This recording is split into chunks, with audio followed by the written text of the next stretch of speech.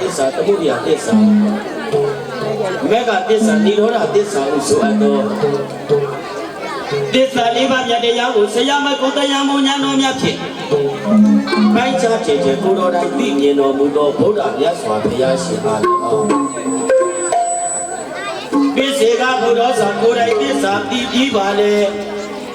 ဟောကမပြတိချာရသည်ပိစေကဗုဒ္ဓရှင်သူရကြီးပေါင်းတို့အား၎င်းအရဟံသကာမတဝဘဝတဝဣဋ္ဌကဝဝိသကဝဟုဆိုအပ်သောအာတဝတရားဒုက္ခယဟနာရှင်သူရကြီးပေါင်းတို့အား၎င်းကျေးဇူးရှင်သာရဏအလူတယကဥတောင်းရှင်ကျေးဇူးရှင်သာရဏလူတယကမှာတော်ခင်သေးရဏနာမိသားတို့မိမိတို့ရဲ့အိမ်ရှိမှာယခုလိုတင့်တယ်စွာတန်းစာဆင်ထားခြင်းကြောင့်မန္တဒီလိုခေါ်ပါမန္တဒီလူတို့ဤစိတ်ကိုကြည်လေလေတဲ့ဤတဲ့ဒီအဆောက်အဦကိုမြင်လိုက်ရသူတို့ရဲ့ဘဝမနှောမှာကြည်နုပီတိများစွာပေးစွမ်းနိုင်ခြင်းကြောင့်လေမန္တလို့ဒီလိုခေါ်ပါဇဏတယောလူတို့ဤစုဝေးရာကိုလပတိယဤတဲ့ကာဏတိလဘာဝနာတိလသမာဓိပညာတရားတို့ကြည်ကြံကြိုးကိုအားထုတ်ကြသရာတိလသုဒ္ဓစာကပညာဟိရိဥဒ္ဒပသူတော်ဥစ္စာခွန်းနှပြနဲ့ပြည့်စုံကြသူတော်ကောင်းသူများလောင်းအပေါင်းတို့စုဝေးတည်နေရာကိုလေမတ္တလို့ဒီလိုခေါ်ပါဒါကြောင့်တိတဲ့ခဏလာတဲ့ကေဝလမတ္တတော်ကြီးဆောင်းဒုက္ခလူတန်းကြဒီနေ့ကျေးဇူးရှင်သာသနာလူတိုင်းကဥတောင်းရှင်ကျေးဇူးရှင်သာသနာလူတိုင်းကမှသာသနာတာယိကမှကြီးဖြစ်တဲ့ဒေါက်တာထေရဏနာမိသားတို့မိမိတို့ရဲ့အိမ်ရှိမှာတင့်တယ်ခံရတာတဲ့ကေဝလမန္တတော်ကြီးဆောင်းထမယေတိုင်းစီကြောင်ပတော်မျိုးရဲ့ကိုယ်ဆောင်ကြောင်ပတော်မျိုးရဲ့ကျက်တရီဆောင်ကျွာသားဆရာကိုယ်တိုင်စတဲ့ဦးစီးလိုက်တဲ့မန္တလေးကြီးကြီးအောင်ရဲ့မြမရွှေဆိုင်ကြီးတီးပြီးတောင်းတူလာရင်ပေးစားတူလာရင်ကျွေးအလူကတစ်ချိတ်လေးခွေးတော်ကြောင့်တပီးမကြအောင်ရက်ရက်ရောရောတဲ့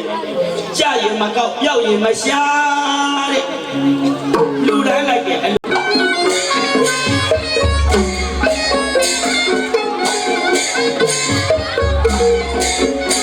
ရှင်ပြုနာတာအလူတော်မင်္ဂလာပရိတရားတော်နာဖိတ်ကြတော်အနေတော်တန်ငါးပါးဥဒိမှာထားတဲ့မကွေးတိုင်းဒေသကြီးနမောင်မြို့နယ်ကွင်းကြီးတို့စုထနောင်းကိုကျေးရွာနေနှစ်ဖက်မိပါများဖြစ်ကြတော့ဥယျာဉ်ကြီးဒေါက်တာတင်ဥဒ္ဒစိန်တို့တော်မြတ်ကြီးတို့ကိုချင်းကျေးဇူးများယူရှင်းဦးတင်လာမှုထားဒီထူးခြားတဲ့သာသနာလူတိုင်းကဥတောင်းရှင်သာသနာလူတိုင်းကမှကြီးဒေါက်တာတင်သာသမီများဖြစ်ကြသောမောင်ထွန်းနိုင်တို့မှဖြူပါဝင်းမောင်သိတဲ့ဓမ္မညုံမမောင်နိုင်မင်းတို့မမတင်းမောင်မျိုးအောင်ခိတ္တမလေးရှားမသနာခိုင်မွေးနေကိတ်ဘုံမျိုးတို့ထုတ်လို့ဖြန့်ချီရေးရင်းများဖြစ်ကြသောမောင်စီမျိုးခန့်မောင်မျိုးမေးခန့်မောင်ဝေလေးဦးမောင်နေလေးဦးမနိုင်ရည်တင်းတို့မဆုဤဝင်းရဏနာမိသားတို့မှာခင်မင်းလေးမြတ်တော်ဖြစ်ဖိတ်ကြားပါသည်တဲ့ကျွန်တော်ကျမတို့ဒီပစ္စည်းဓမ္မဓမ္မကိုတန်မြင်ကိုငါထင်း၍အမြင်မောင်မစိတ်ကြီးကြွား၍ဘွားပြီးဝိဒ္ဓဥပဒံကြောင့်တရားမဆဲဝိနေတယ်မှာတဲ့လဲနေကြတန်တရာဘူးမတ်သွားရကြောင့်ဉာဏ်နဲ့ပေါ့ရထောက်ဖဒုက္ခရှုကြည့်ပါတော့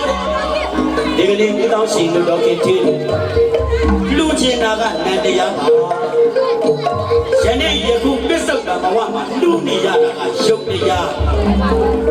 အဲ့ဒီနန္နဲ့ယုတ်နံယုတ်နှဖြာပေါ်ရမှာချုပ်ဒုက္ခသစ္စာပရိယာမဟာနာတိတိကရဏမကဘာဝနာလေးသစ္စာကိုမတ်တော်ပွားမှုတအားပြု၍တန်တာရဝတ္တဒုက္ခတော်တန်တာရဝစီရဲ့ပေါင်းမှာမောဒနာထာယတန်တွမြောက်ရမှဉာဏ်နိဗ္ဗာန်ကို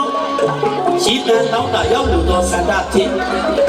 ယေကနာယရဏလေးများဖြစ်ကြသောမောင်ချင်းမျိုးခန့်မောင်မျိုးမင်းခန့်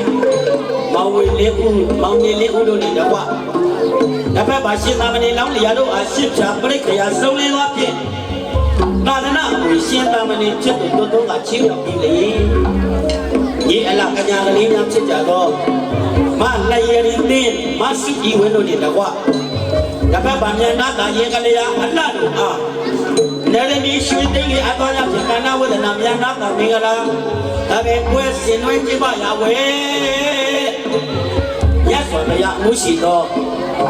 ပိတ္တကာရောရှင်သူမြတ်တို့အားတသောတရားကတ္တပဝိတ္တုအစုစုတို့ကိုစက္ကလူရာပူဇော်ပြီးဆရာတော်ရှင်သူမြတ်တို့ဟောကြားတော်မူပြီးအလူရည်သက်ချံပရိတရားတော်မြတ်ကိုမိအများနေအတူတော်ကနာကြအမြယူပါတို့ခေါ်ယူလိုပါ၍တပတ်ပါအစီအစဉ်တိုင်းကြွရောက်ကြပါရန်ဆွေကလေးရမိညာတသိန်းတို့အစေတနာစိတ်ထားအရေးအချင်းဖိတ်ကြားခြင်းပြုလိုက်ပါသည်တဲ့လာပွဲစပါဒါပေါင်းလာတဲ့2ရက်17ရက်3လ2024တနင်္လာနေ့အလူတော်မင်္ဂလာဓမ္မသဘင်ပွဲကြီးနေ့ဖြစ်ပါအလူတော်မင်္ဂလာချိန်နဲ့9နာရီမှနေ့လယ်12နာရီအချိန်အထိတရားတော်နာချိန်နေ့လယ်2နာရီအလူတော်မင်္ဂလာဌာနနမောင်မြို့နယ်တနောင်းကုန်းရှင်မြို့တော်သာသနာ့လူသားရကဥတော်ရှင်သာသနာ့လူသားရကမတော်ခင်သေးလို့ဤနေလူတော်မင်္ဂလာအခမ်းအနားတုဖြောပြအခမ်းအနားမှာအမှာဆိုရင်တော့ဆိုင်ကျော်ပတော်မြို့ရဲ့ကျက်တီတွေတော့ကျော်ပတော်မြို့ရဲ့ကိုးဆောင်မန္တလေးဝင်းတင်မန္တလေးနေရမန္တလေးကျော်မင်းတို့တူမန္တလေးလိုက်စတီးရဲ့ဦးစီးလိုက်တဲ့မန္တလေးညီအောင်မင်္ဂလာဆိုင်ပွက်တွေတွဲဖက်လို့ဝိသိစားတဲ့ကျော်ပတော်လို့နဲ့တူမင်းသမီးကျော်အဘေစတာဝေလာဆုရှင်ရွတ်တန်ပြေလို့ဖြစ်တဲ့ခံကျော်ပြီးအလူတော်မင်္ဂလာကြီးဒီကားတိုင်းမြိုက်စွာကျင့်ပါပြီဖြစ်ပါကြောင်းဒါပေမဲ့လို့မေသောကြီးရဲ့တမီးကျူမလေးမလေးလည်းဝင်ကဟာတို့လူတို့ကဥစ္စာတက်ကဘေးသိလေးကြောက်တယ်ဒီရှင်တော်လည်းလုပ်တယ်အင်းရင်လည်းကျူတယ်ကြောက်ကြောင်မှဆွဲသုံးဆန်းတက်တယ်ဘုမျိုးအောင်နဲ့သူတို့မောင်နှမချင်းတိုင်ပြီးတော့ကျွန်တော်ကို Facebook ကနေကျွန်တော်ကိုဖလားအပ်ပြီးတော့ကျွန်တော်ကိုမလူကင်းနဲ့ရဲမတက်ခင်လေးကကျွန်တော်ကိုစပြီးတော့တိုင်နေတာညီလေးကဒီနေ့တော့ညီလေးရဲ့ရင်ထဲကအဆိုင်အခဲတွေဒီနေ့အောင်ညီနဲ့နေကိုရာကဲဖေးသိခန္ဓာဆရာတော်ဘုရားကိုမလဲတဲ့ပွဲလျှောက်တာအတန်နေလည်းမထွက်တော့မလေးရှားမှာလည်းဖုန်းနေဆက်ရမန္တတီငါဆိုင်နေငါရနော်မင်းသမီးတွေငါရအလူတကာရဲ့စေတနာကတော့ရေရောတယ်ဒီဆိုင်နေဒီမင်းသမီးတွေဒီဘိတ်တွေသူ့ဘာသာသူငါတာကျွန်တော်လည်းမသိကျွန်တော်ကို line ပေါ်ကနေပြောတယ်ဥစားတဲ့ဆိုင်ရတော့ညီအောင်ငါပြီးပြီတဲ့ညီလေးနဲ့ကျွန်တော်လည်းစကားပြောပြီးပြီတဲ့တိတ်40လို့ပြောနေတယ်ဗျာမှမစင်းနဲ့တော့လည်းပေးလိုက်တယ်ခင်ဗျားတဲ့ရားတွေကနေမစစ်ရဘူးလေဒါပေမဲ့လို့ကွာကြီးလို့လာတော့ကျွန်တော်အားနာလို့ကားနဲ့လာရတာဆိုတော့ဆိုက်စီရကြီးက2သိန်းပြန်တောင်းပေးလိုက်တိတ်40နဲ့စာချုပ်မင်းတို့2သိန်းပေးလိုက်ဇရင်မင်းသမီးက9သိန်းဗျာမှမလျှော့နဲ့ပေးလိုက်တယ်တမီးအဲ့ဒီလိုမလုံးနဲ့အလူတကာလုံးမနဲ့လာငါတာကားနဲ့ငါတာ9000ပြန်ပေးလိုက်ဒါဆိုရင်ဘိသိက်ကျဘယ်လောက်ပေးရမှာတော့တဲ့ပြန်ငါကြမှာစေတနာရှိတဲ့လောက်ပေးလိုက်ကျွန်တော်ကြေးမစုံဘူး तू ကမပေးတဲ့တိုင်းပြ तू ကပေးတဲ့လောက်ရှိပြအဲ့ဒါကျွန်တော်ရေထဲကစေတနာဒီရွာနဲ့ဒီပရိသတ်နဲ့ဒီအလူတကာနဲ့ကျွန်တော်နဲ့ရေထဲစီလို့လားဆိုရတယ်ကျော်ပလောင်နာပတ်ပတ်လေကျွန်တော်ဘိသိက်ကမနာကျော်ပလောင်ရောက်ဘက်ကရွာတန်းရှိကိုခိုင်နေအောင်ဆိုင်စီရရွာတနစ်ကိုရှစ်ပွဲဘာလို့လူတာလားမင်းညောလို့လူတာလားကိုစန်းတက်ကပြောမယ်ကိုမျိုးအောင်လို့ရတနာမိသားတဲ့သူနော်ကုလောင်ရှိန်တို့တော့ခင်သေးတို့မိသားစုလူဘဝရလာတဲ့ခဏနှမျောလို့လူတာဆိုရင်လက်ခံနိုင်မှာလက်မခံနိုင်ဘူးဟုတ်တာပေါ့ကိုမျိုးအောင်နေနဲ့မလေးရှားမှာသွားပြီးတော့ငွေလေးရှာခဲ့ရတာတရားမပြောသူကောင်းမဖြစ်နော်ကိုရကိုဒေသနဲ့မိမတွေကိုပို့ပါပြီးတွားပြီးစုပေါင်းတဲ့ငွေတွေကိုမနှမျောလို့လူလိုက်တာပေါ့တိုက်ကြီးသုံးတက်တိုက်ကြီးလေးတက်တိုက်ကြီးတွေဆောက်လို့လည်းရညမာလေးအတွက်မုံပုံကြီးတွေကြီးတွေလုပ်ပြလို့လည်းရတယ်စပရိုက်တွေလုပ်ငန်းတွေလည်းကျဲချက်ပြီးလို့လည်းကိုယ်ပိုင်ကားတွေလည်းဝယ်ကြည့်လို့ရတယ်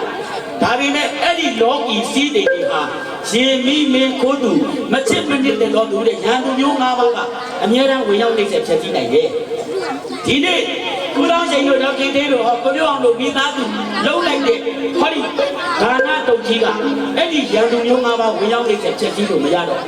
တန်လျာသွားရလမ်းကြောင်းမှာရိတ်ခါတုတ်ကြီးဖြစ်ပြီးတော့မနှမျောလို့လူတာမှန်နေမဲ့ကိုပြောအောင်နှမျောလို့လူတယ်လို့ကျွန်တော်ပြောချင်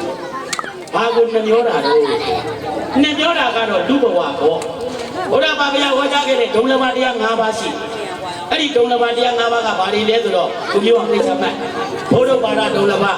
မနုဿတ္တဘာဝဒုံလဘပပ္ပိစိတဘာဝဒုံလဘသရတံပတ္တိဘာဝဒုံလဘတတ္တမတဝနာအတိဒုံလဘ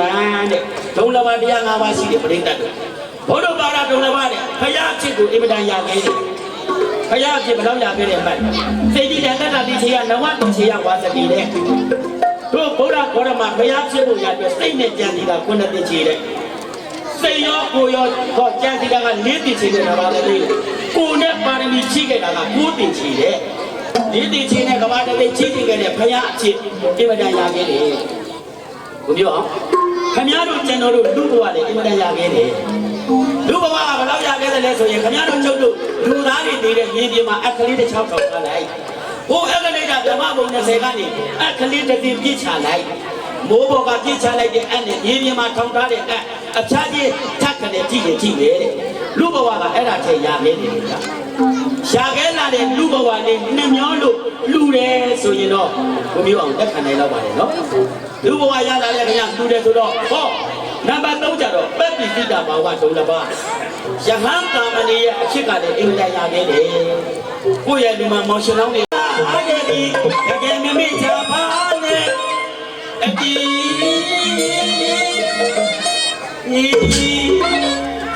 တုံးတဲ့စစ်တာမိကလာအရင်ကအားရည်တကယ်မမေ့ချပါနဲ့အတီးစီအခါကဆရာဖရာတွေစုံနေလုံးကြီးမိကလာဒီရှာအောင်ချက်ကိုနာမတိရွတ်ကြသည်စနမတိလောအစ္စနာပြေဝတိဒုညတိလောမြတိတောင်းလျာစေဝနာမတိအာယာသာတိခါရည်တရားနဲ့ဒီတရားနဲ့ခါရည်ကောင်းတဲ့ဆုံးကြီးကောင်းတဲ့ဆုံးကြီးအိုးဟရီဟရီဘာသာသူရတဲ့မင်္ဂလာ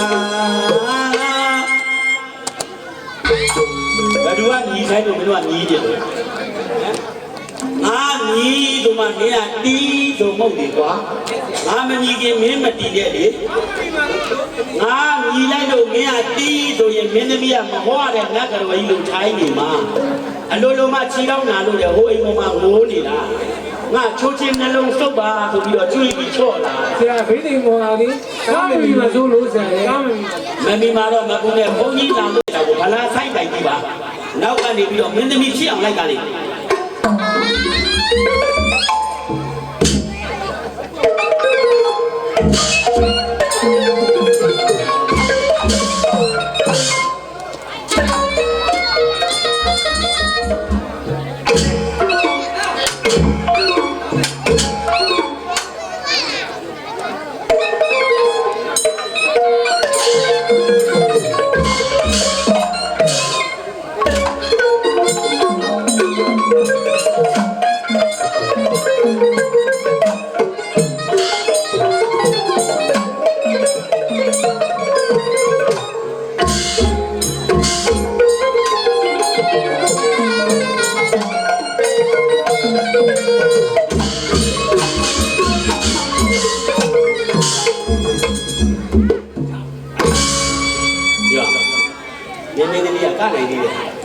ခုနကငိုနေတာကနိုင်နေတယ်။အဲ့ဒါချင်းပြုပါပြီလို့ဇဝေနုတတနာဒီလတ်တဲ့နေရာကြီးကန္နာဝေဒနာနောက်သာချင်းပြုပါပြီလို့ရေသံတဲ့သာအချင်းမြစ်ကိုစပ်တော့ကျေတုတေနာမိဂလာပါတိနာမေခေါ်ရတေကပြေကြရတော့တေနာတေနာမိဂလာပါတိဘကတိနာကတော့ဒေါမကရဏကြီးတမောလာဘက်ကဟေးသတ္တမေခွေနာမပါတိဟေးအောင်ကြောင့်သာတိ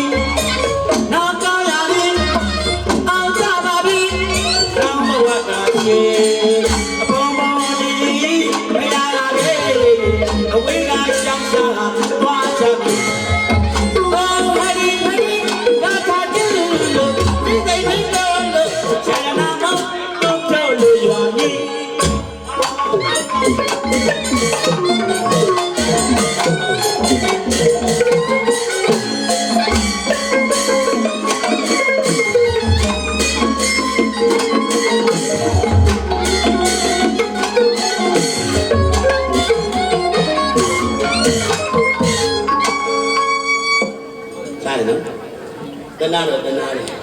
ခြေောက်ကလေးညောင်းညောင်းပြီးတော့ကော်သောပုံကိုချတာတိတ်မချရင်ဒီလိုဖြစ်ကဲသမီးအတုတကလူမတွေကငွေပေးထားတာကြည်အေးအောင်လုပ်ဖို့ရကဥစ္စာတက်တူတာအချောလုံးလာလို့နေမှာပေါ့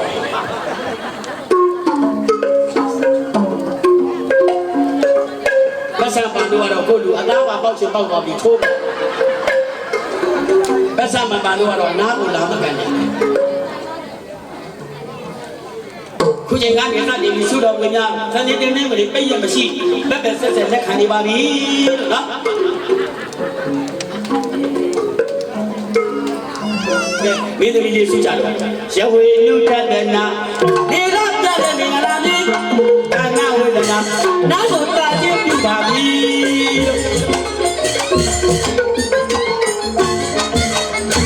ရဝေနုတတနာနေရတတ်တဲ့နေငလာလေးဒါနဝေဒနာနောက်ကိုတာချင်းပြပါပြီ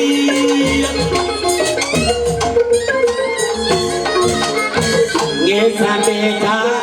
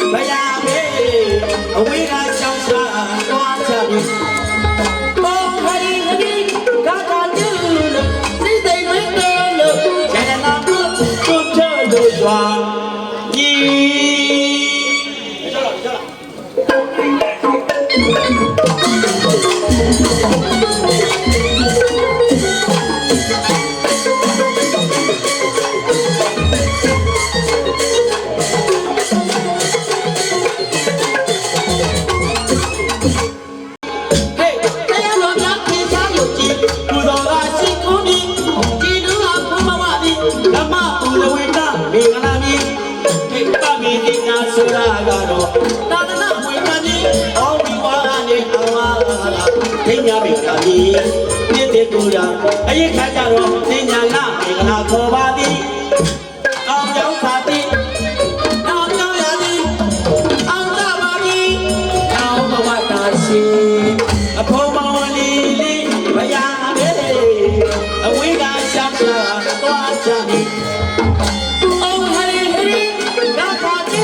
လို့စိတ်စိတ်တွေလို့ဘယ်နာမတို့ချရရညီလို့နောက်ဆုံးပါကလေး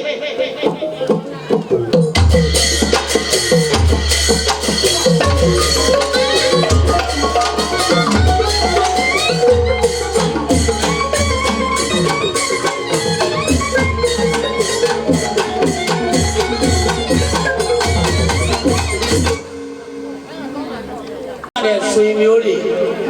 ဇာတိချက်တွေဝေးရညီကိုနောက်ဘုရားကြီးကိုစွတ်ပါပြီးတော့အနည်းနဲ့အလားလားနိုင်ငံရခြားမှာငွေတွေရှားနေပြီပဲရွာနဲ့တငယ်ချင်းဆွေမျိုးမိဘတွေကိုလုံးဝမမေ့တဲ့ကျွန်တော်ရဲ့ညီလေးကိုမျိုးအောင်ရှင်းလူကြီးသူမဇဂဘုံပေါ့ကွာဘယ်လိုပြောမလဲဆိုတော့ကိုမျိုးအောင်ကြီးညင်းမာစာကြတော့ဇက်ဩဆောင်းကလည်းတင်သားထားတယ်ဟိုဝေကုံအေးကြီးတို့ကလည်းလာဆုချပေးတာအခုလည်းတရုတ်ပြည်ကနေပြီးတော့ဖုံးလန်းဆက်တယ်ဒေသိခန်းကြရင်ကျွန်တော်ဆုချခိုင်းလိုက်မယ်နောက်ပြီးကြတော့ဖုံးဆက်လိုက်တယ်ညားတယ်လို့တော့မှမထားပါဘူးဒါကအမေစောကြီးကငားတော့ကဲဒီတော့ကိုမျိုးအောင်ရေဘုရားဘာသာမြန်မာလူမျိုးတို့မှာသက္ကပုံလေးတစ်ခုရှိတယ်။ညီမာဆက်နွားမာနဲ့လူမာချက်အဲ့ဒါကိုရှင်းလူကြီးသူမတွေကထားခဲ့တဲ့သက္ကပုံတွေကိုသူတွေကလူမာချက်ဆိုတော့ရိုင်းနေလို့ချင်းနေလူမာချက်ဆိုတာဘုရားရှိဒေါကေတီရိုင်းတာပေါ့ညီမာဆက်နွားမာကြတော့လက်လူမာ Drop another leaf.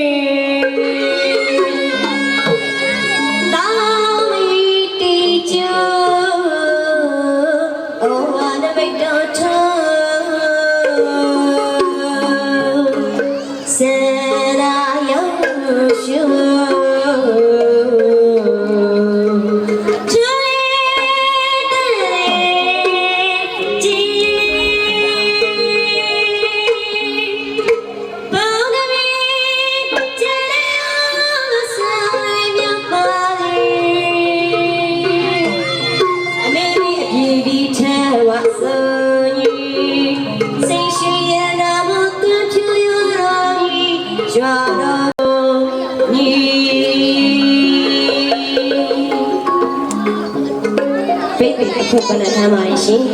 Break the data for a beauty money. Slowly, but I have the Jenna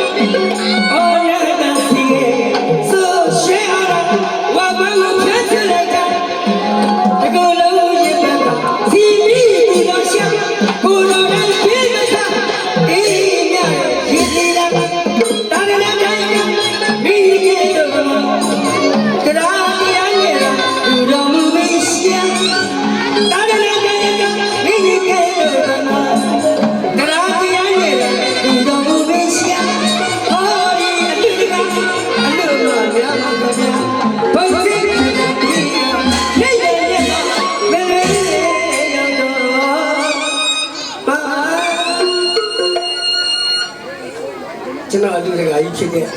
ဘုသောရှင်အလူငါကြီးဖြစ်တဲ့ဒေါက်တင်ကြီး ကျွန်တော်တို့ခါတိုင်းဖေးကြီးခိုင်းဆိုရင်အတွေ့ကအတူမှမျက်နှာလေးကြည့်ပြီးပြောတယ်အခုကျတော့အောက်လေးကြည့်အတွေ့တကကျွန်တော်အဲ့နာလာပြီးတော့ဆန်းဝင်းကြီးရှေ့ပြီးပြီးတော့လည်း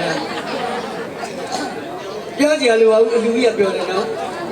တာလနာဒါယကာကြီးကျွန်တော်တင်စားလိုက်တော့ပါခင်ဗျကျွန်တော်အလူတွေကကြီးဥသောရှင်နဲ့အလူမရှိဖြစ်တဲ့ဒေါခင်သေးကိုနိဗ္ဗာန်ရှင်ပြီးပို့လာရဲ့အဲ့ဒါဟောဒီအလူတွေကအလူအမများမှာခင်ဗျကျွန်တော်အလူတွေကနော်ဟောဒီအလူတွေကအလူအမများမှာခင်ဗျဘုံစီကိုခံစားပြီးတော့နိဗ္ဗာန်နဲ့မှာမလွယ်ရတော့မအလူတွေကလည်းအလူအမကိုအစိုးလေးနဲ့နိဗ္ဗာန်ရှင်ပြီးပို့ပြီးတော့ဒီကကျတော့မမ်းမှုမန္တလေးဗလာဆိုင်ကိုကျွန်တော်ကြည့်ပြမယ်အတိုင်းကဒီလိုကြည့်ပြတယ်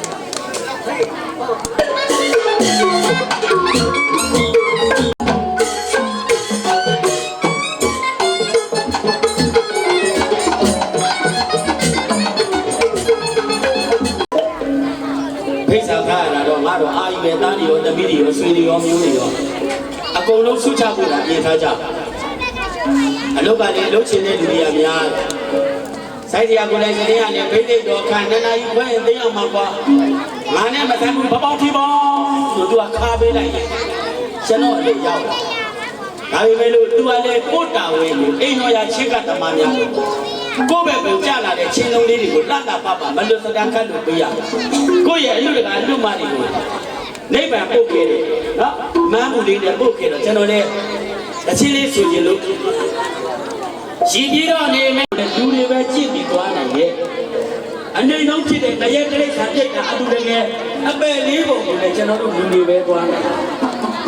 လူတွေဟာအညွတ်တူတူနဲ့တဲ့ခမျိုးအောင်ခမရဲ့စိတ်ခမရဲ့စေတနာ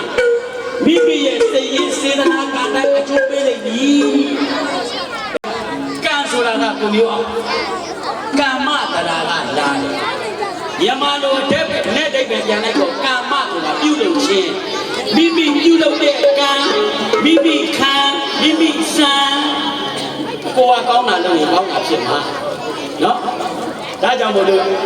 ထထမောရှိတို့တော်ဒီနဲ့ကိုလောင်းရှိတို့ဒေါက်တာကြီးတို့မိသားစုကြီးကိုကျွန်တော်ကဂုဏ်ပြုလိုက်တယ်ဘာလို့ထဲဘလို့သားကလေးကွယ်ဘုရားကလေးကဘုရားကားနေလို့လွတ်မကြီးအတူ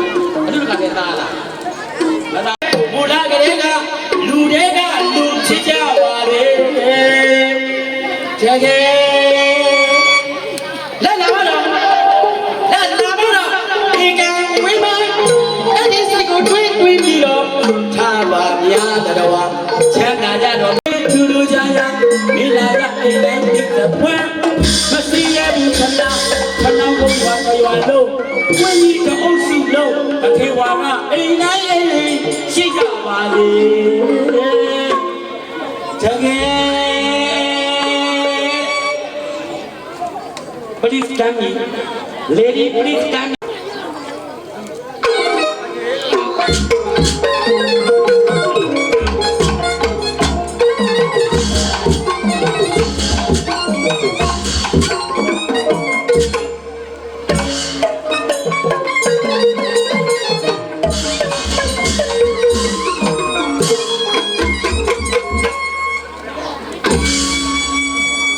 ဒါတော့မှကနိုင်တော့မျိုးအောင်ညလို့တော့မကိုက်ပါဘူးငါမိုင်ကျူးတွေခလုတ်တိုက်ပြီးသူ့ထမိန်ကရဏငါမောက်ချက်တွေကောင်မဟုတ်တော့ဒီတိုင်းတော့မကိုက်တော့မကြတော့လက်လာပါတော့ဧကဝိမန်အဲ့ဒီစိတ်ကိုပြေးပြီးတော့သာပါမြားတော်ချမ်းသာကြတော့မယ်စန္ဒရာတော်တော်မယ်ချမ်းသာကြတော့မယ်စီတိဥစ္စာမုတ်ချတော်မယ်အချင်းလေးထူထူခြားခြားအိမ်သာရအိမ်တိုင်းလေးတဲ့ပွင့်မတရားဘူးခဏဝိကြီးအုပ်စုတော်အုပ်စုလုံးအခေဝါဒအိမ်တိုင်းရဲ့ရှိကြပါလေတကယ်ကိုလိုက်စတဲ့ ဆိုသွားလိုက်တဲ့အဆိုကလည်းကောင်း ဟုတ်ကဲ့ မင်းသမီးလေးကလည်းကောင်း ဆိုင်ကတော့ထားမတပိတ်တဲ့တီးပြီးတာပဲနော် ဆိုင်ကတော့ကောင်းပြီးသားပါဗျာ ဟုတ်လား နော်အဲ့ဆိုကျွန်တော်တို့ထဏောင်းကုန်းရွာကဦးတောင်းရွှေတို့တပင်းသေးတို့ရဲ့သမီးဝန်ကြီးပြိတ္တကေစားဖို့ရတယ်သမီးဝန်ကြီးတစ်လုံးကိုတင်လိုက်ပါပြီ တင်လိုက်ပါပြီ ခိုးကနောက်က3လုံး ကျွန်တော်စိတ်ချမှာတဲ့ဘေးဒီခါလေး ခမရအဲ့ဒါကြောင့်ဆိုင်ပြခမရတို့လူတွေရှိလို့ကျုပ်တို့လူပညာသမားတွေခမရတို့နာမည်ပြည့်နေတာ ဘာဖြစ်လို့ ကျုပ်တို့ကဟင်ပတ်ထန်လိုချင်မအောင် ဘာဖြစ်လို့ ငွေပဲအဓိကကြာမပူပါနဲ့တို့ပြောအောင်ခမရတို့ကတရွာလုံးတစ်နေ့လုံးကကျွန်တော်ရှားပါတယ်ကျွန်တော်လည်းဆိုလိုက်ရရင်ဆိုပြမယ်အမအာဒီလာမယတနာဘုံပြီးအိုးဒီကင်းကြတဲ့ဒီရချင်းလေးရဲ့တကယ်နေမနေတော့ဝင်နေသွားနိုင်တယ်အာတောင်းယူပြီးမယ်သေဝါရရဲ့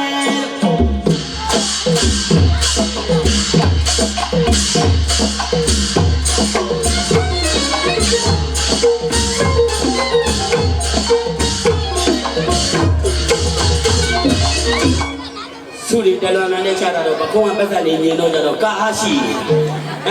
ဒီတစ်ခါကျတော့မင်းသမီးခြီတော့ကောင်းလားမကောင်းလားသိအောင်နည်းနည်းလေးခြီတော်များအကျော်တင်ပြီးသွားပါလားသိအောင်ဒီလေးနည်းလေးတို့တမန်နဲ့ဆက်ခွက်အခုအဆက်ကလေးချိတ်ဘေတော့ပဲချိဘေတော့ပဲချိတ်ဘေတော့ပဲချိအခုခွက်လေးတို့ကငါဆိုးနေရင်ပြိတ္တနာကြီးတွေမှာတို့မင်းအစပြီ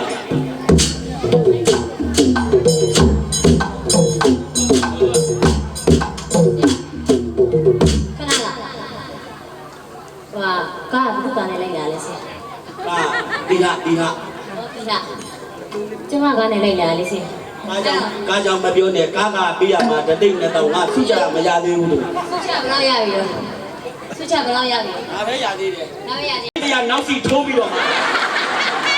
ခိုင်းတရားနောက်စီထိုးပြီးတော့မှာမနေ့ကညတော့ကြတော့နေမကောင်းလို့ဆိုပြီးဆေးထိုးပြီးအိတ်ကြတာမင်းသမီးယောက်ျားလက်ကျိုးထောင်တော့ဘဲချောင်းကျိုးချောင်းကြားပြေးလာတယ်မသိဘူးခွေးရမွေးတယ်ခွေးသာကေ ငါဘာကိုလုံးပါလဲဆိုသူတို့ကလက်ညှိုးတွေယ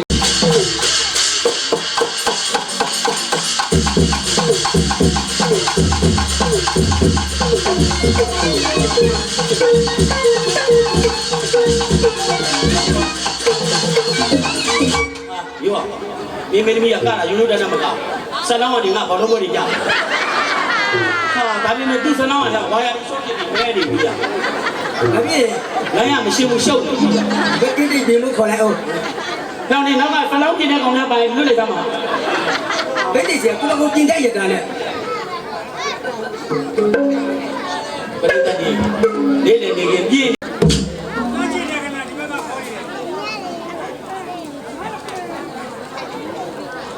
ကျမ်းမာထီပေါ့နိဗ္ဗာန်ရောက်ကြပါစေဆုချတဲ့သူများယနေ့ကစလို့သိသွားတိုင်းပုံမှန်လူရစန္ဒတွေပြည့်လို့အသက်120ရှည်ကြပါစေဆုမချတဲ့လူတွေတော့ကိုကျမ်းမာပန်းချင်သူခင်ပြိုကလေးတို့ရဲ့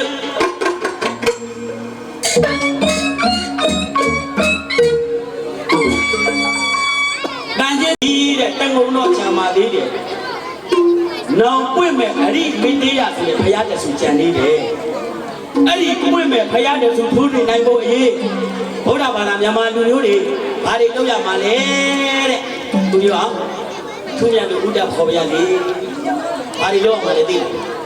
အပမဒေထတာမဒေထတဲ့ကုသိုလ်ကောင်းမှုတွေမမေ့မလျော်ပြုရမယ်တဲ့ဒီနေ့ဒီချိန်ကကိုပြောအောင်လို့ဒါနပြုရမယ်သီလဆောက်တည်ရမယ်ဘာဝနာတရားတွေပွားများရမယ်တဲ့ဒါနသီလဘာဝနာတရားတွေပွားများမှဗုဒ္ဓဘာသာမြန်မာလူမျိုးတိုင်းပြုမှန်းတဲ့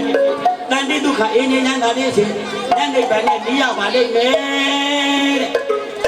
တဲ့ကဲဘောဓနာ၅ပါးတော့မှတ်မိလားမှတ်မိဘာတွေလို့ပြောပါအနန္တောနန္ဒ၅ပါးအဲ့ဒါကိုအနန္တောနန္ဒ၅ပါးဆိုတာကငါတို့မှတ်တာဖယားတရားတန်ခါနိဗ္ဗာန်ဘူးလေးလို့လက်အုပ်ကိုပဲကြာကုန်တွင်ကြိုတင်ပြုလုပ်ပါလက်ဖူးလက်မလက်ဖူးနဲ့လက်မနဲ့ထိစန္ဒလက်ညိုးစန္ဒလေးနဲ့လက်ညိုးနဲ့ထိလက်ဖူးလက်မစန္ဒလက်ညိုးထိကမို့ရှ िख ိုးဝန္ဒနာရှ िख ိုးတဲ့အခါကျရင်လက်ကိုစချလက်ချဒူးချတထောင်ချ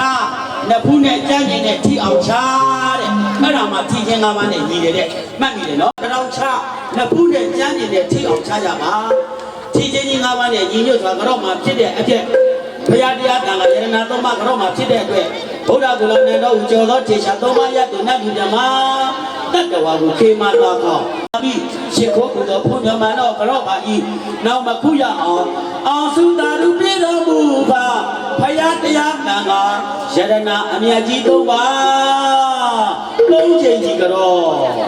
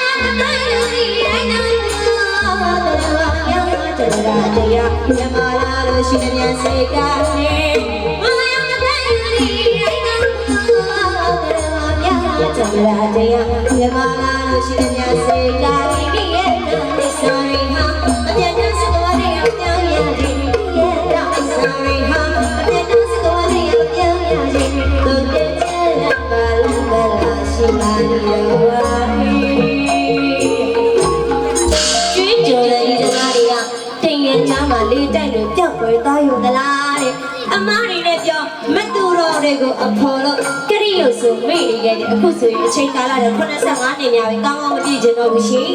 စဉ်းစားကြည့်ပါရှင်းကြတဲ့အန္တရာက64ကကိုမဟာကတ္တကူတဲ့မဟာကလေးကူကိုတကပါဒါဟာအယုရှင်ဆုံးတက်ကြည့်ပါကဲဘလောက်ကြာခဲ့ပြီလေစောက်ကကရိယာတစ်ခုရဲ့သဘောတရားအနှစ်တရာနေမှာတက်တက်ဆိုတဲ့သာသနာတော်တစ်ကလည်းကျမတို့လည်းတဖြည်းဖြည်းနဲ့ရော့လာတာတိုးလာတာနော်အဲ့တော့ပြောတော့ရွှေတန်ကြီးရဲ့ညီရလည်းအခု85နှစ်ပြောတော့ငါတို့အသက်90ကျော်တရားနေနေရပါပြီလို့ပြောတာကအဲ့ဒါကအမေကြီးတို့ဖြစ်တဲ့ကျမတို့ခိကကြအသက်85နှစ်ပြောနေ23 24 19 18ဆိုရင်တော့အမေလေးခေါင်းနဲ့တေးရတာနဲ့ဘာဖြစ်လို့တေးရတယ်လဲကျမတို့အသက်တွေအဲ့တော့မရှိတော့ဘူးအမေရဲ့အမေကြီးတို့ခိကကအသက်80ကျော်90ဆိုရင်ဖရာတရားနဲ့အေးချမ်းနေရတာကျမတို့ခိကအသက်20ကျော်တော့နေဖို့ရာရုပ်လေးဖရာတရားတာပြီးနေရတဲ့ခိရဲ့အဲ့ဒါကဘာခိလဲစုပ်ကကရိယခိတဲ့စုပ်ကကရိယဆိုတော့ရွတ်တယ်ကဘာခိလဲအဲ့လိုပြောတာဒါ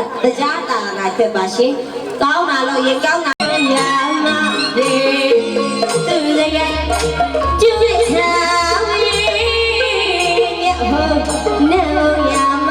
ပြေမရတိုင်းလို့ဒီတိုင်းတော့ဘာကြမလာတရားပြလာလို့ရှိတဲ့မြတ်စေတာလေမရတိုင်းလို့ဒီတိုင်းတော့ဘာကြမလာတရားပြလာလို့ရှိတဲ့မြတ်စေတာဒီရဲ့မိတ်ဆွေတွေဟာအပြတ်တန်းစကောနဲ့ရမပြောင်းရရင်ဒီရဲ့ကြမိတ်ဆွေတွေဟာအပြတ်တန်းစကောနဲ့ရမပြောင်းရရင်တော့တဲ့ချမ်းမလန်းမလာရှိပါလိမ့်တော့ပါပဲဝိသုဒ္ဓိမထာထာမြတ်ဟာထုတ်ရဲ့လေပရိသတ်ကိုအစိုးနဲ့ပြစ်တာပုတ်ပြီးဒီတစ်ခါကျအကလေးနဲ့ကျွန်မတို့ဖွင့်ဆက်ပေးရသေးရှင်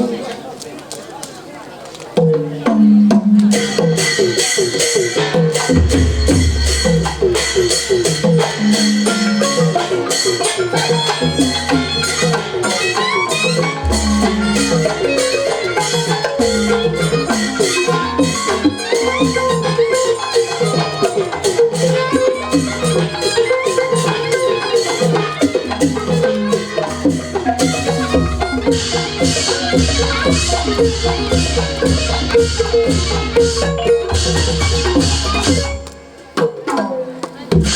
ံးထဲဝဲမပြတ်တင်လေးအမြဲကျွေးလေကျေးဇူးကုန်ဆိုင်မကုန်နိုင်ဘူးတဲ့ဖေဖေလေးကိုကိုအသက်ရှင်နေသေးတယ်ကိုယ့်ရဲ့ညာတဲ့ပခုံးပေါ်မှာအမေဝတ်တင်ကိုယ့်ရဲ့ဖေဖေပခုံးပေါ်မှာအဖေဝတ်တင်ပြီးတော့တန်တယ်လုံးလုံးကျွေးရင်တော့မှအဖေတို့မေတို့ကျေးဇူးတွေကမချေနိုင်ဘူးတဲ့နော်အဓိကကိုမျိုးအောင်တို့မသနာခိုင်တို့အနိကကြံတော့တဲ့အဖေလေးမေတို့နော်ခုနဆိုးသွားတဲ့အခြေအနေကြားလိုက်ကြလားသားသမီးနဲ့ကြီးများကတော့ပါပြီဗျာကိုမျိုးအောင်ကိုယ့်ရဲ့အလူမှာရှင်လောင်းနေနားတာတယ်နော်တူတွေတူမတွေရောဘေးရရှင်လောင်းတွေရောနားတာတွေရောလူတွေကဒီဘယ်နှပါးလောက်တောင်းပြီးပြီးထားအဖေမင်းလေးမရှိလို့အမွေပုံတဲ့အခါအမွေတယောက်တပုံနဲ့အမွေအပုံ80ပုံနိုင်မှာမလားအမလေးပုံနိုင်မှာဘူးပြောစင်နေရနဲ့စပရိုက်တွေလို့ဟိုသွားဒီသွားနဲ့ရှားတာရတာအလူပြီးလို့ရှိရင်စွတ်ကျင်အင်ကြီးနဲ့ဘောင်းမီတို့တစ်ထဲဖက်နှက်တရားအမွေပြတ်ဟုတ်လားခေတ်ကာလကတော့အလူပြီးရင်တော့စွတ်ကျင်အင်ကြီးတစ်ထဲနဲ့ဘောင်းမီတို့တစ်ထဲနဲ့ဖက်နှက်တရားကအမွေပြတ်ပါဘုတော့ကတော့အပါရှိဖေဖေဗျာသုံးချိန်ဒီကတော့ကြမယ်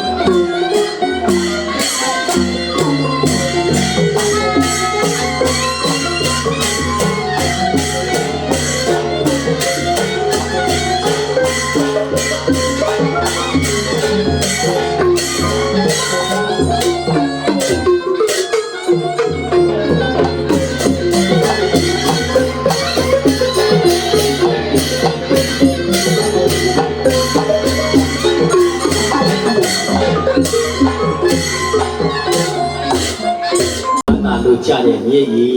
တဲ့လူမှနေတာနော်တော့ဒီတားယောက်ျားလေးမွေးတဲ့မိတိုင်းခံစားရတာရှက်လို့မပြောတော့တာသိနေတယ်လေစัจ java လာကြီးတစ်ခုလုံးထဲမှာအမေဒီနန္ဒခိုင်ဝင်ကြည့်လို့ရှင်ပါလေသိချရတဲ့မိခင်မို့လေတားကြီးเจ้าကိုပြောရမလားကတဲ့ရှင်တွေကမိမိတာတွေအချစ်ကိုဆောင်ပြမြင့်ကိုတောင်းမကပြီးသိမှာပါလေတားကြီးသူပေမဲ့လေးတားလာခြင်းမတူပါဘူးရဲ့အခုတော့ပြောကြည့်တဲ့အမိသားဖြစ်ပုံတွေမျက်စိနဲ့မြင်နာနေကြတာတော့နွားကြနေမှလူတိုင်းသိနေစိတ်မကောင်းနေရပါလေတရွာလုံးသိနေမှာတော့မထူတော့ပါဘူးသူကြောင့်ပြောပါရသည်ကိုရဲ့မောင်မောင်ရဲ့မယားကဘယ်ကပါမိမရဲ့လို့ဒီလိုမှနဲ့လက်ဦးဆရာမြေတိုက်စွာပုပ္ပါစရိယာမိမြင်ထားမိဘကဆိုဆုံးမှတွင်တင်မှုကောင်းတော့သားကောင်းယရနာတတိကောင်းယရနာတွေဖြစ်တယ်ငယ်ငယ်ကသားဆုံးမှထားတော့ကြီးတဲ့အခါမိသားစုကိုအားကိုးရတယ်အားပါမှာပေါ့ငယ်ငယ်မတူဘူးတော့ရှိကုသောနေရှိန်လို့ခိကမိဘတွေတော့ခင်တဲ့လို့ခိကမိဘတွေနဲ့အခုခေတ်အသက်30ကျော်40မိဘတွေနဲ့မတူဘူး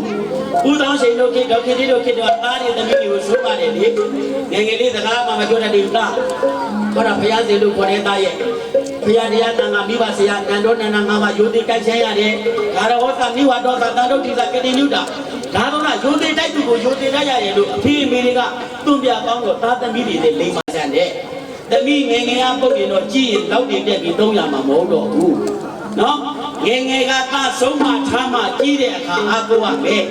ငယ်ငယ်ကသမီးအဆုံးအမကြီးမှကြီးတဲ့အခါထိပါမှအားကိုးရပါမယ်ခင်ဗျာကဲဒါကြောင့်သားသမီးမြင်းများကကြော့ပြီးပြန်တော့ကဲသားတို့သမီးတို့အေးစီးလေးနေပါနော်အဖိုးအဖွားတွေကြော့ခိုင်းမယ်ကလေးတွေနော်အဖွားလေးခေါ်လို့ရရင်ခေါ်ပြပါဦးအဖွားတွေတောင်းရှင်သာသနာ့လူသားကြီးကမှတော့ပြင်ချင်းမိသားစုတို့ရဲ့လူတော်မင်္ဂလာပွဲ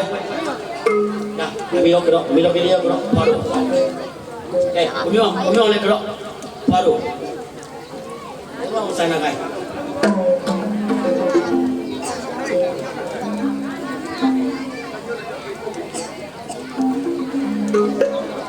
မတန်းတဲ့ဘုလိုလဲမှာတားတွေသမီးတွေကြီးတွေနဲ့အဖွားတို့ကိုစုံစုံကြီးလေးကြောရအောင်ကဲအဖွားသားတို့သမီးတို့ညီးများကတော့မယ်အဖွားတို့အနေနဲ့စိတ်ထဲကနေစုလေးပေးပါဥပမာအဖွားတို့ဒါကဒီလေလောက်တာပို့ပါနော်မိချောင်းကြီးရေခင်းကြကတော့သားချလို့ချင်းနေမဟုတ်ပါအဖွားတို့ရေနဲ့နှလုံးသားထဲမှာဗုဒ္ဓတရဏကိသာမိဓမ္မတရဏကိသာမိသံဃာတရဏကိသာမိလို့ဇရဏသုံးပါးဘုရားလေးတည်ထားလိုက်ပါဒါဆိုရင်တော့သားသမီးညီးများကတော့တဲ့အခါမှာနော်သားတွေသမီးတွေညီးတွေ မိမယာဝေးကွာပါအေးဌာနရောက်ကြပါသေးလို့တာမဏိဘုံဘဝသာသနာဝန်ထမ်းကြမယ်တာမဏိကိုရှင်လောင်းလေးတွေလည်းသာသနာအာသာနီလေးတွေချစ်ကြပါသေးလို့အဖွားတို့ကတော့ပါမယ်ဒါကြောင့်သာသမီကြီးများကကာယကံဝစီကံမနောကံကံသုံးပါးပြမတာရှိကကြည်တော်မူပါလို့ဝေချတောင်းပန်တဲ့အခါမှာဖြစ်လွယ်ပြက်လွယ်သဘောရဲ့လောကဝေပြောလို့မဆုံးတဲ့ဒီခါတော့မတတ်ဘူးမကြည်ရကြပါလေရတော့အရာတော့လာမောအလာဘောဒိဏပဒနာဒုက္ခဒုက္ခလောကရတရားမှလည်းရဲ့လောဒီဘုံအလဲဆုံးလာရလေပုထုလည်းမလွဲပါလေတဏှာခရီးတယ်တဏှာခရီးတယ်တဏှာခရီးတယ်လို့အလုံးဖွားဖွားတို့အားသုံးချိန်ကြီးကြောလိုက်ကြ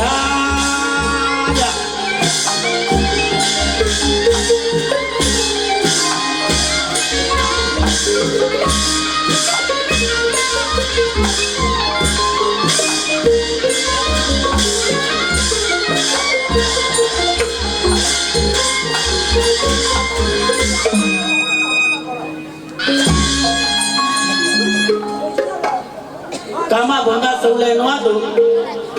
တန်တရားထဲမှာကျင်လေခဲ့ကြတယ်တန်တရားခရီးသွားတွေပါတဲ့အဖွားတို့ရဲ့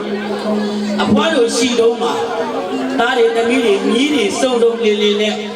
အလူတော်မင်္ဂလာပွဲတွေလုပ်တယ်ဓမ္မလုံးဘဝကအဖေတွေအမေတွေအဖိုးတွေအဖွားတွေလည်းအမြရကြပါသေးလို့ဘုံတုံတွေကြီးမြေပန်သူတိလာထူလဲတက်တွေအမှုနဲ့တီးရအဖိုးတို့အဖွားတို့ဦးတို့အားကြောတဲ့အခါမှာကဲ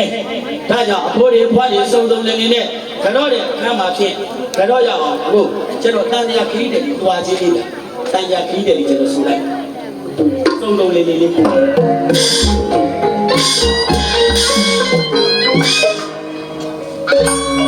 ကာမဘုံသာစုံလင်နွားလာလို့နဲ့အနမတက်ကဘဝနေမယ်ကျင်လည်ခဲ့ကြတာတွေရဲ့မဆုံးနိုင်တော့ရဲ့တဝဲနဲ့လေသမုဒ္ဒရာဆိုတော့တနာရဲ့ညင်လာတဲ့တန်ရောတင်ကကွယ်ဟုတ်ကဲ့မယ်စနီးရဲ့ခင်မောလေးရဲ့ဆွေရဲ့မျိုးရဲ့ချစ်ကြိုးတွေကနောက်ဖွဲ့ထင်းလမ်းကပြက်တာမြန်းကြတယ်တော့တောင်စိတ်ဆန်းပန်းလာကျွဲလိတ်ငါမြင့်ကပွားကြတယ်တန်ရာခရီးတယ်အော်လမ်းကပြက်တာမြန်းကြတယ်တော့တောင်စိတ်ဆန်းပန်းလာကျွဲလိတ်ငါမြင့်ကပွားကြတယ်တန်ရာခရီးတယ်တန်ရာခရီးတယ်ချစ်လွယ်ပြက်လွယ်တော့ရဲ့လောကဝေပြောလို့မဆုံးနဲ့ဒီခါလာတော့မတတ်တော့မတည်မြဲကြတာလေဦးလေးတို့အတော်တို့အဖြစ်ရှိအပြည့်ရှိမှာပဲအကြောင်းရှိရင်အကျိုးရှိမယ်အကောင်းရှိရင်အဆိုးရှိမယ်ချစ်ပြည့်နေတဲ့တန်တရားကြီးတွေမှာဒီတို့ရေလောကနာတရားက၈ပါးရှားတော့ရတော့လာဘောအနာဘောနေနမတနာဒုက္ခဒုက္ခတဲ့ရှားတော့အချမ်းကြီးလည်းနေပါလိုက်ကြတာ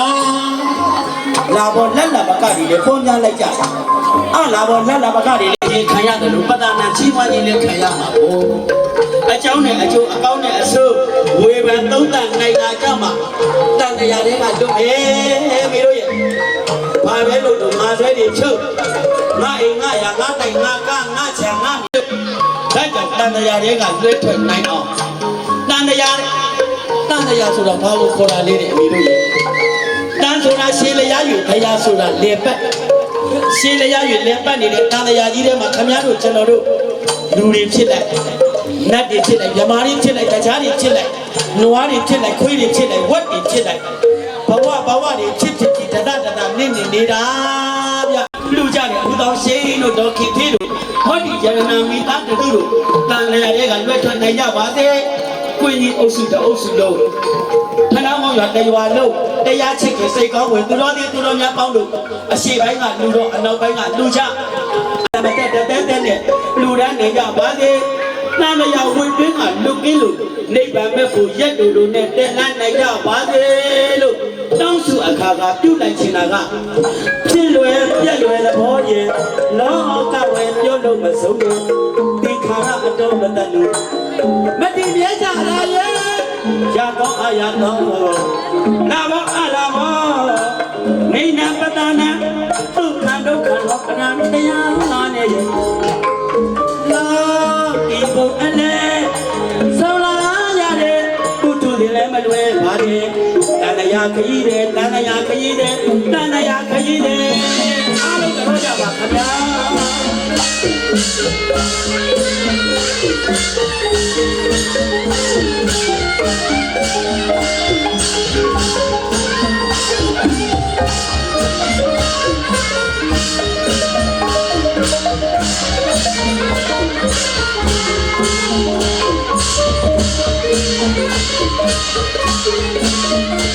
မချုံမတွေကြောက်ရောက်ရဘဝဘုဌာနကနေကြားနိုင်သိနိုင်မြင်နိုင်ပါလေခင်ဗျာအဲ့ဒီတော့ဦးတော်ရှင်တို့မှာတော်ခင်တွေရဲ့သူတော်မင်္ဂလာပွဲကြီးကနေပြီးတော့ဟောဒီဘိသိက်မင်္ဂလာခန်းကနေသုတော်ဝင်9000ကျပ်ရည်စူးပြီးတော့မချုံမတွေအားရည်သူအမှုထားပြီးတော့ဆုချတဲ့အတွက်မချုံမတွေရောက်ရဘဝဘုဌာနကနေကြားနိုင်သိနိုင်မြင်နိုင်ပါစေလို့အလို့တကာလူမှနဲ့ဆွေတော်မျိုးတော်လေးရဲ့ကိုစားအမြအေးဝေလိုက်ပါသည်အမြ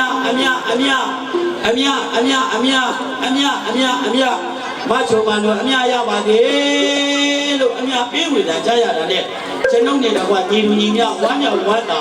တာဓုပေါ်ဆိုနိုင်ပါသည်မချုံမတို့တာဓုအဲ့ဒီဝေးတပိတ်ကလေးပြင်မှာဟွာကိုရှင်လောင်းနှစ်ပါးရေဒိနာရှာလာတဲ့မင်းဖြစ်နေအဘိတေသေမီဘိသိမပြား၍နောက်တတော်မူတဲ့အဟုစိတ်ဓာတ်တော်ကြံဖန်တော်လေးရဲ့နေသည်တာထုံကြီးတော်ရတနာနာမလာတဲ့သူကြီးရာဟုကို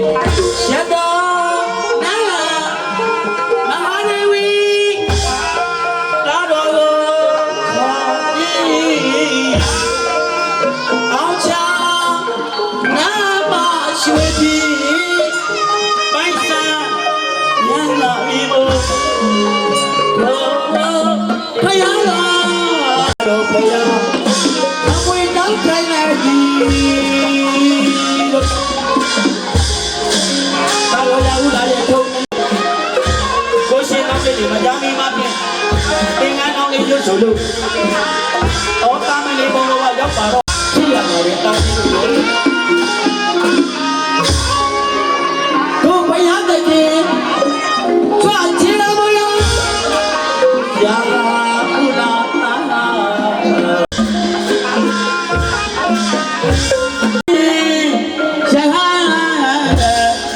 ယူရနာရှိတယ်သုံးကားပါရွှေအောင်ဝေအောင်ရန်လို့ပါဒီဖယာ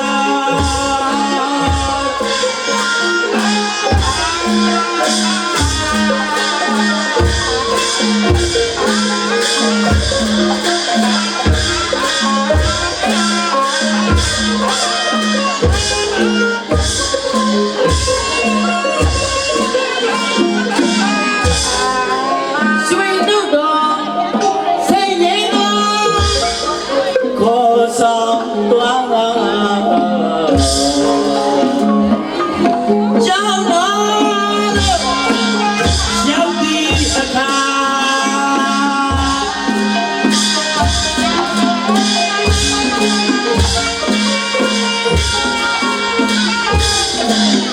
ကို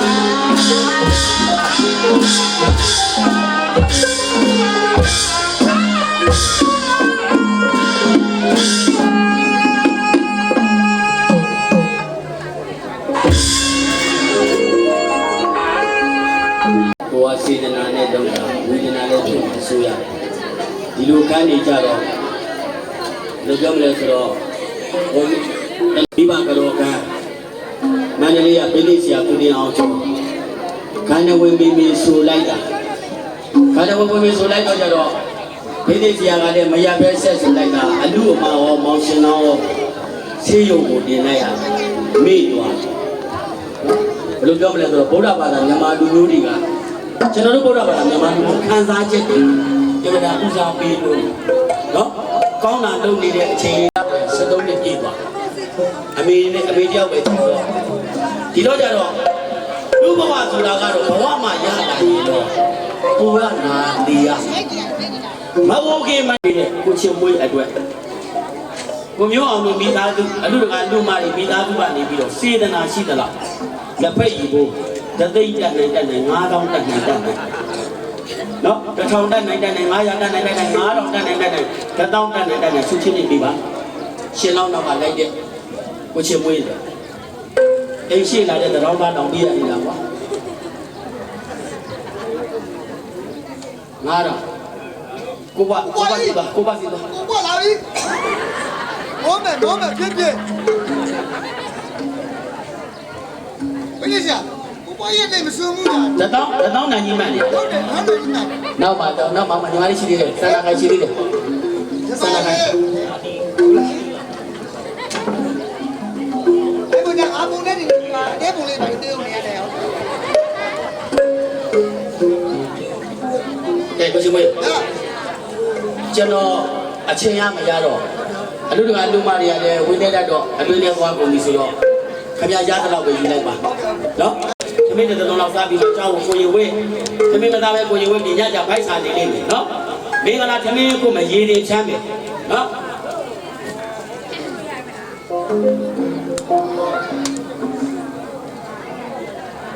ညီတာတဲ့ကိုကရှာခိုင်းတာကြည်တော်တော်ကိုရှာပါပါရှာတယ်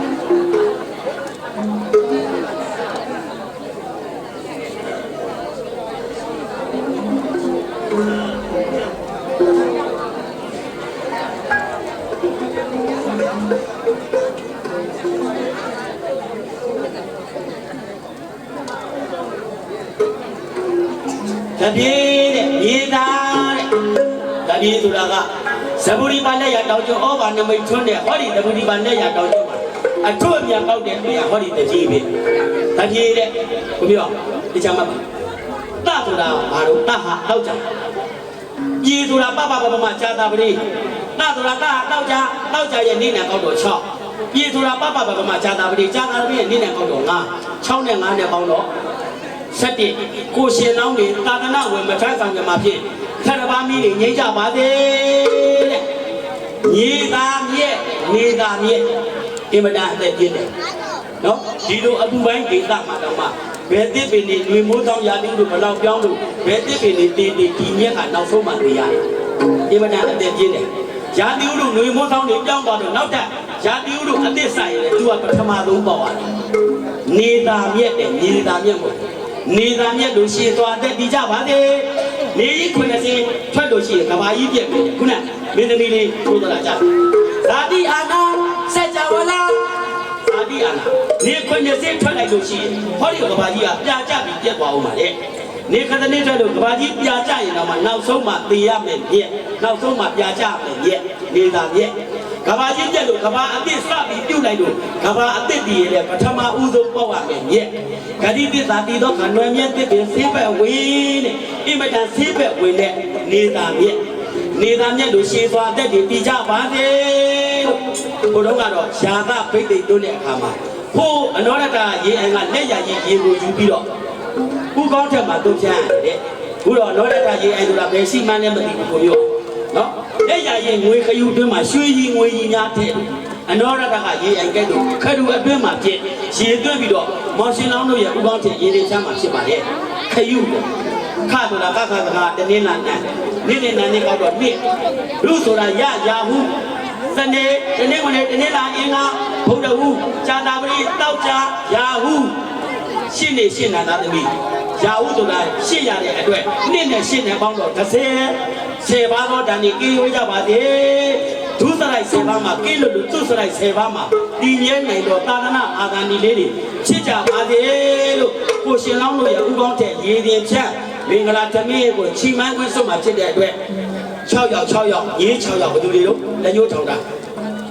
ရေး6ယောက်လက်ညှိုးထောင်ချီမန်းခွင့်ရေး6ယောက်လို့စွတ်မယ်ရည်ရင်အားလုံးဖြန်းမယ်သမီးကိုအားလုံးခွင့်မယ်နော်မင်္ဂလာသမီးကိုရည်ရင်ဖြန်းချီမန်းခွင့်စွတ်တဲ့အခါမှာဖြစ်ခဏဟောရှင်မြို့တော်ကြီးကိုကြီးအုပ်စုကြီးလက်ရည်တပြည့်ဒီစီတီလုံးလုံးညီညွတ်ရှိကြပါစေဆိုတဲ့စံတနဲ့ကိုယ်တိုင်စတင်းနဲ့ရွတ်တန်တယ်လို့တွဲဖက်လို့မောင်နှမတွေဟဲ့တန်ငယ်ချင်းရဲ့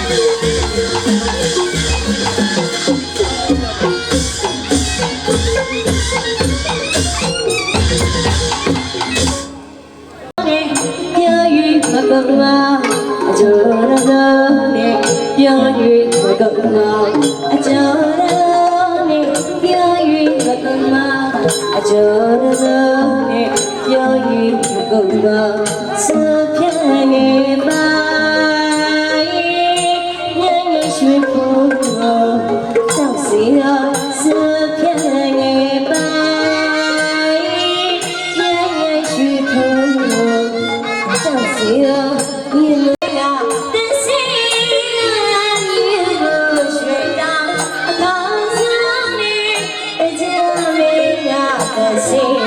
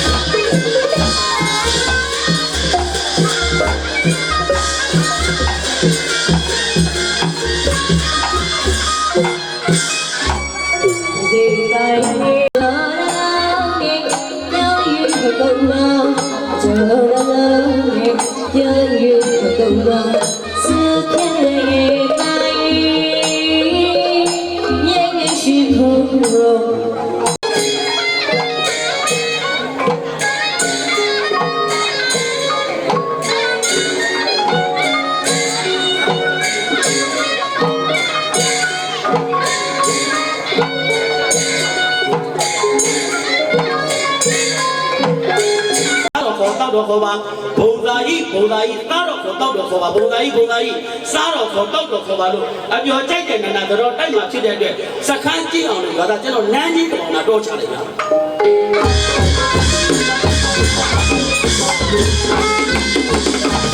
နန်းကြီးရပါနဲ့ကတဲ့ဖေးကြီးကြောင့်ဒိုးသာကြားရဲ့မျိုးကြောပြောနန်းကြီးရပါနဲ့ကတဲ့ဖေးကြီးကြောင့်ဒိုးသာကြားရဲ့မျိုးကြောပြော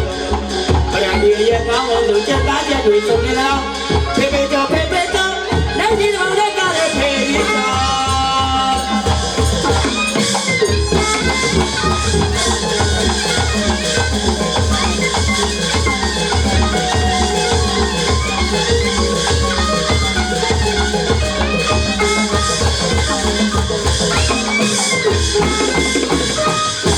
ဒီတပေါင်းလေးကလည်းဖေးချင်းကြောင့်ဘုရားကြားရဲ့မျိုးကြွပြောနန်းကြီးတပေါင်းလေးကလည်းဖေးချင်းကြောင့်ဘုရားကြားရဲ့မျိုးကြွပြောဝိစကိအရဲ့ပေါင်းအောင်လို့ချက်သားချက်တွေစုံနေတော့ဖေးကြောင့်နန်းကြီးတပေါင်းလေးကလည်းဖေးချင်းကြောင့်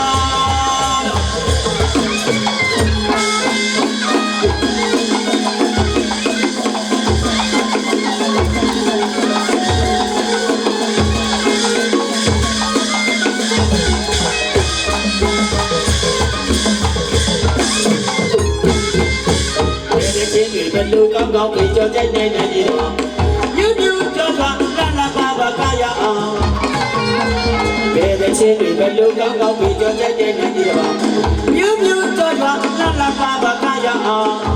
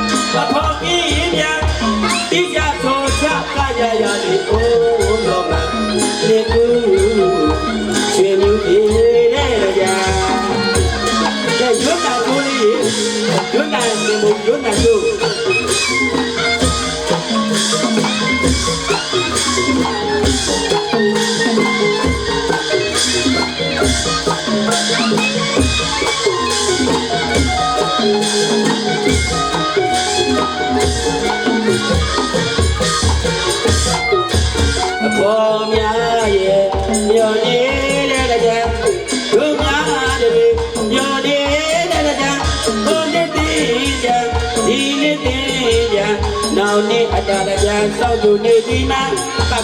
ဘုံနေသေးရဒီနေ့သေးရနောက်နေ့အတားတရားစောင့်သူနေဒီမှာအော်သေးရအဖို့သေးရဒီကြဆိုကြကကြရသည်အိုးတော့ကလေကူဆွေမြူတဲ့ကြံဟေးဟေး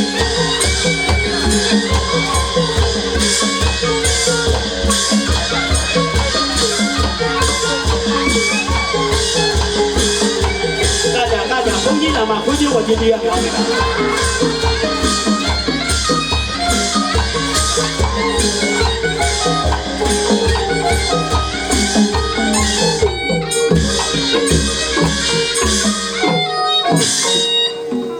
ောက်တော့ရှင်မိုးတွေရောင်းမှာကဲတော့ရှင်မိုး